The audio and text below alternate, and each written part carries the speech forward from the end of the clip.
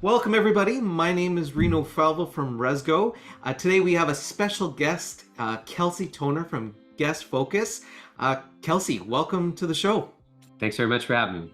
Awesome. So, Kelsey, before we start going into Guest Focus, I actually like to take a step back and get some more information about your background in the tourism space. So I was born in Nova Scotia, Canada. I've since married into Vancouver, Canada. So my wife is from the West Coast, but I grew up on the East Coast. And after university, basically I took any job I could that allowed me to travel, see the world, meet new people. And so I probably worked about 8 years as a guide and then very much as an active travel guide. So let's kind of transition. Then you get all this experience. Tell me a little bit now going in, when did you decide, you know what, let's get into more of the coaching side of things. How did that transitions happen?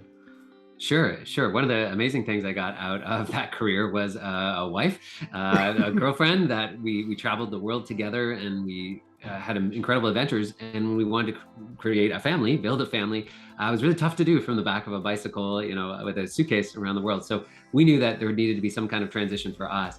And it became really obvious that we had just, like you said, a really unique perspective and a profound insights into how to create memories of a lifetime for visitors, whether that's on an hour experience, whether it's in a restaurant, whether it's at a hotel or a multi-day adventure. And so we came up with the idea of the Be a Better Guide project.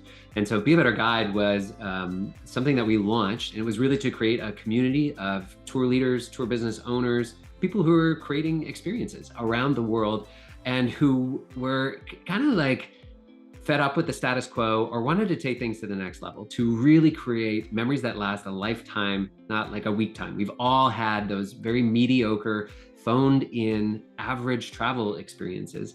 And it's unbelievable to me how many tours and activities out there fall into that category. And so that was the mission. That's what we started doing. We gave away a lot of free training. I did many silly videos. Never too late to give up your prejudice.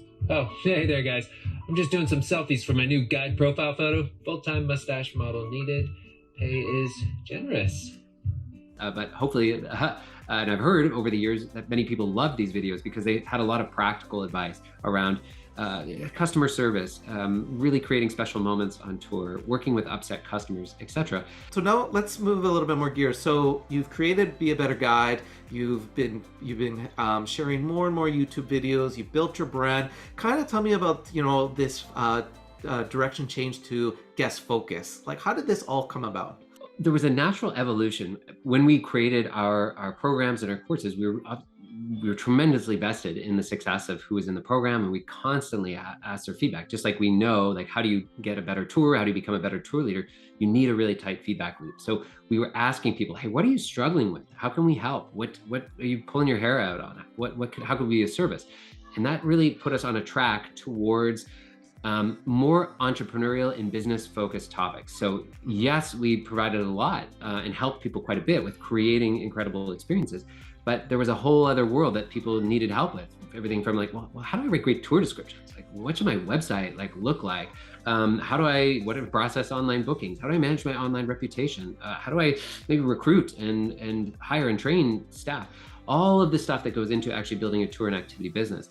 And so we basically had this transition. But by that point, we also had like a dozen different courses, and we were selling these things and just had a lot of success. But we were also realizing, you know what, we're almost falling into that trap of trying to do too many things and be too many things to too many different people. And so we made the decision okay, there's obviously a huge amount of demand around yes, creating incredible experiences for people, but what about creating a thriving, successful, profitable business that's based around those incredible experiences? What kind of advice would you give audience members, especially now that there's a bit of downtime? They're wrapping up their season. What are some things that you could suggest them to focus on, Guest Focus, at this time, so that, because they've focused so much on working in the business, what can they focus on working on the business? What kind of tips could you give the audience?